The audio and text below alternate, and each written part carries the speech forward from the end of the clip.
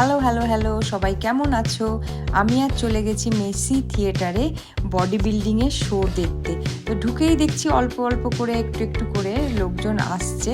তো এখানে অনেক স্টল বসেছে, সব কিন্তু হেলদি খাবারের, কোনো উল্টোপাল্টা খাওয়ার নেই, সব প্রোটিন জাতীয় খাবার রয়েছে এখানে, যেহেতু বডি বিল্ডিং শো। তো সৌমিক গেল টিকিট কাউন্টারে টিকিট নিতে, আর আমি আর শাহি সমস্ত কিছু দেখছি, কেন ও তো এক জায়গায় থাকে না, তো এদিক ওদিকে ঘুরছে, দেখছে যে কি আছে। এরপরে আস্তে আস্তে অনেক ভিড় হয়ে গেল, সবাই চলে এসছে। তো ঢুকেই দেখি প্রথম একটা বডি বিল্ডিং শো স্টার্ট হয়ে গেছে।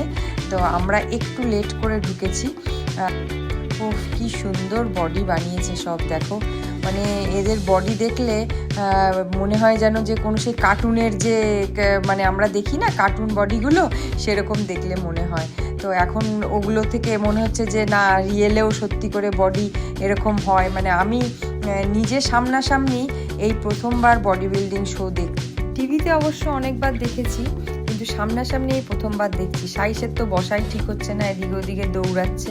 হ্যাঁ, তো এই ছেলেদের বডি বিল্ডিং শোটা মোটামুটি কমপ্লিট হয়ে গেল। এবার এলো মেয়েরা। তো মেয়েরা এক এক করে আসছে। তো এই যে বডি বিল্ডিংয়ে না অনেক ক্যাটাগরি হয়, তো এটা হচ্ছে ওমেন ফিজিক্সের ক্যাটাগরি। তো দুজনার মধ্যে আবার দাঁড় করিয়ে দেখছে যে কার বডি বেশি ভালো।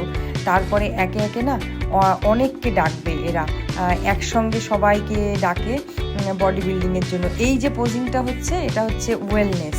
তো ওয়েলনেসের হচ্ছে ওপর পোর্শনটা পাতলা হয় আর নিচের পোর্শনটা তোমার ভারী হবে। তো ওয়েলনেস পোজিং এটা। তো আমি কিন্তু ওয়েলনেসেই যাব নেক্সট টাইম, আমার যে যখন কম্পিটিশান হবে। তো এরপরে সবাইকে ডেকেছে, একে ওকে সুইচ করতে বলছে, আর দেখছে কার বডি কত সুন্দর, কার বডিতে কত মাসেল আছে, এই সমস্তই দেখে।